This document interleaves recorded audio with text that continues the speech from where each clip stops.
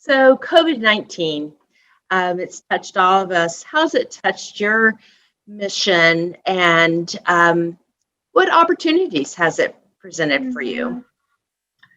Well, at the very beginning, a lot of Bengali families were very afraid of COVID because a lot of them live in the hotspot of where a lot of the cases were coming out in the Elmhurst area. And within like a month or a month and a half, like over 150 families had someone die in their family. So they they like didn't want to leave their houses. They wouldn't sometimes even go out but once a week to step out the front door and get their mail. So there was just a lot of terror and I think social pressure. Like if you got it, you must have done something wrong. You weren't clean enough. So there was a lot of shame involved, which can sometimes be a part of that culture anyway.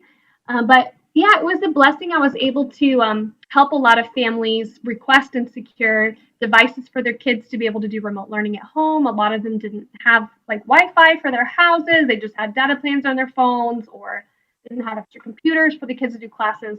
So I worked with a lot of Bengali families to get them and get them set up and get their kids like staying on track, helping them with their assignments. So that was one thing. We also started a GoFundMe campaign and we were able to raise quite a bit of money, and we helped I think about 250, 275 families get groceries for like a few weeks in a row, and we found a couple churches who donated hand-sewn masks that we could distribute in the community, and that gave us good inroads to the community. We were able to ask people if they wanted a Bible as well, and many of them would take it.